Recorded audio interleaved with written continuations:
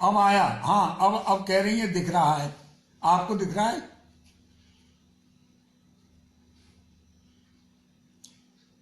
इसमें सामने बिल्कुल वीडियो की तरह। अच्छा अच्छा, ठीक है ठीक है, लाइट का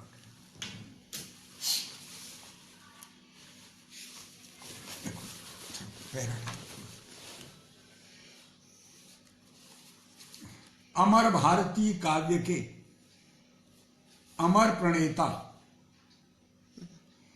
कविता कामिनी के मधुरिम विलास, रससिद्ध कवीश्वर कालिदास साहित्य गगन के देदीप्यमान भास्कर हैं। उन्होंने अपनी कार्यत्री प्रतिभा के बल से 2 महाकाव्यों, 2 गीत काव्यों तथा 3 रूपकों का प्रणयन किया। केवल 3 नाटक लिखकर कालिदास पाश्चात्य समीक्षकों के मध्य कई गुना अधिक नाटकों का सर्जन करने वाले शेक्सपियर से तुलना पाकर शेक्सपियर ऑफ इंडिया की उपाधि प्राप्त कर चुके हैं। उसमें भी अभिज्ञान शाकुंतल में समुच्छलित भावधारा ने तो उनको विश्व नाट्य साहित्य के उच्चतम शिखर पर पहुंचा दिया है। बहुत प्रसिद्ध है कि 18वीं शताब्दी के अंत में जब अभिज्ञान शाकुंतल नाटक का पहले अंग्रेजी और फिर जर्मन भाषा में हुआ अनुवाद जब जर्मनी पहुंचा तो वहां का प्रसिद्ध कवि नाटककार गेटे संपूर्ण अभिज्ञान शाकुंतल को अनुदित रूप में पढ़कर गदगद हो गया। आनंद से उछलकर उसने शाकुंतल की प्रशस्ति में बड़े प्रसिद्ध वाक्य लिखे जो उसके फाउस्ट नाटक की भूमिका में अंकित हैं। सचमुच वह जिसको देख करके, जिस शाकुंतल के इस अनुदित प्रति को देख करके गेटे ने ये लिखा था, वो जर्मनी के गेटे संग्रहालय में मैंने स्वयं साक्षात अपने आंखों से देखा है। तो कालिदास रस और भाव के सिद्ध कवि हैं। उनकी लेखनी से प्रसूत साहित्य कालजयी हो गया है और वे स्वयं संस्कृत साहित्य के संसार में अमर हो गए। उनके काव्यों पर अनेक टीकाएं, व्याख्याएं एवं समीक्षाएं लिखी गई हैं। केवल उनके सुंदरतम काव्य, एक लघु काव्य, खंड काव्य मेघदूत पर ही सैकड़ों टीकाएं और समीक्षाएं लिखी गई। आधुनिक काल में उन पर निरंतर गवेषणाएं की जा रही हैं। उनके नाटकों के अनेक अनुवाद हुए हैं और मंच पर प्रयोग भी। एक ओर रस सिद्ध तो दूसरी ओर विश्व विश्रुत होने के कारण कालिदास सर्वश्रेष्ठ कवि और नाटककार हैं। रघुवंश और कुमार संभव में कालिदास ने अपने प्रतिभा का एक दूसरा रूप प्रदर्शित किया है। कुमार संभव तो कालिदास की लेखनी से प्रसूत एक अत्यंत ही भावप्रवण काव्य है। रघुवंश में कालिदास समग्र रूप से एक भारतीय कवि दृश्यमान होते हैं।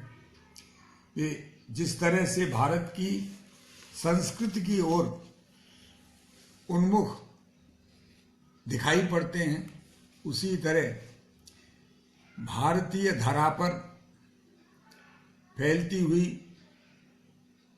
जो प्रकृति है उसके विभिन्न रूपों, उसके सौंदर्य को देख करके कालिदास का जो कवि मन है जिस तरह उसमें निमग्न हुआ है और उसको उसकी रचना कर, उसको लेखनी के द्वारा प्रस्तुत कर कालिदास ने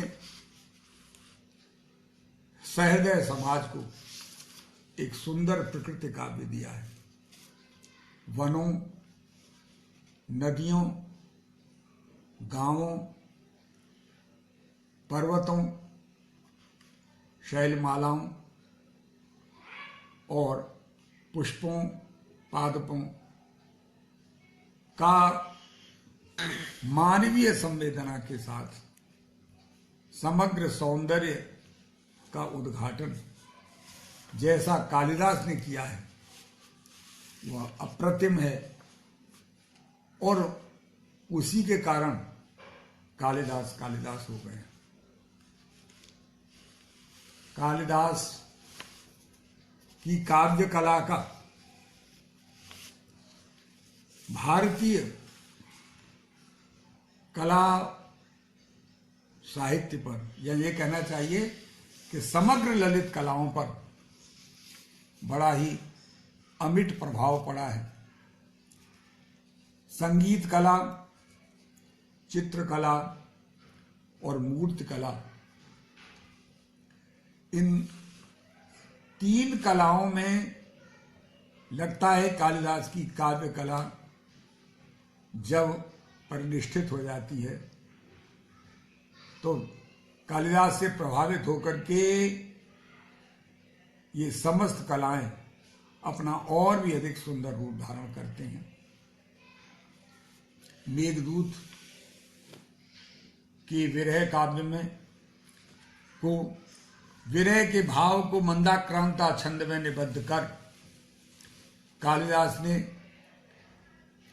इस विरह के भाव को अमर बना दिया। कालिदास मेघदूत के अनुकरण पर संस्कृत में न जाने कितने दूत काव्य और संदेश काव्य लिखे गए। ऋतु संहार में वे भारत में प्रसृत होने वाली 6 ऋतुओं के सौंदर्य को एक एक करके अवलोकित करते हैं और सहृदय को अवलोकित कराते हैं। अभिज्ञान शाकुंतल, मालविकाग्र मित्र और विक्रमोर्वशीय तीनों नाटकों में कालिदास ने अपने संगीत कला, नृत्य कला, नाट्य कला, चित्रकला और मूर्ति कला के ज्ञान को बार बार संस्फुरित किया है और कालिदास की साहित्य से प्रभावित होकर पूरे भारत के जो संग्रहालय हैं उनमें मूर्तियां और जो शिल्प हैं वे दिखाई पड़ते हैं। कालिदास ने अपने तीनों नाटकों में जिन चित्रों का प्रदर्शन किया है, एक ओर तो प्रकृति के चित्र और दूसरी ओर मानवीय संवेदनाओं वाले चित्र, जैसे कुमार संभव में न ययौ न तस्थौ, अचानक जिनके लिए इतनी बड़ी घोर तपस्या पार्वती कर रही थी और उन शंकर को सहसा सामने देख करके जो पार्वती की मनोदशा हो गई और एक साथ 3 सात्विक भावों का उदय हो गया। उस तम वीक्ष बेपथुमती सरसांग यष्टिर निक्षेपणाय पदमुद्रित मुद्वहंती मार्गा चल व्यतिकरा कुलिते सिंधु शैलाधिराज तनया नय उन्नतस्थौ। इस कालिदास के भाव को न जाने कितने चित्रकारों ने अपने चित्रों में स्थान दिया है। कालिदास के शिव पूरे भारत के संग्रहालयों में बनी हुई शिव मूर्तियां कालिदास की कल्पना पर ही आश्रित हैं। तो इन विविध ललित कलाओं को और अधिक प्रोत्साहन देने वाले, जीवन दान देने वाले कवि हैं कालिदास। उन्होंने हिमालय का जितना सुंदर वर्णन किया है उतना ही गंगा का, और जितना सुंदर गंगा का वर्णन किया है वैसे ही गंगा और यमुना के संगम का, और जैसा गंगा यमुना के संगम का वर्णन किया है वैसा ही समुद्र का। वे संपूर्ण भारतवर्ष के कवि हैं। भारत के विभिन्न स्थानों के उन्होंने चित्र खींचे हैं। वे सही मायने में राष्ट्रीय कवि हैं, भारतीय कवि हैं, भारतीय संस्कृति के कवि हैं। कालिदास अद्वितीय हैं, अप्रतिम हैं और सही अर्थों में कवि कुल गुरु हैं।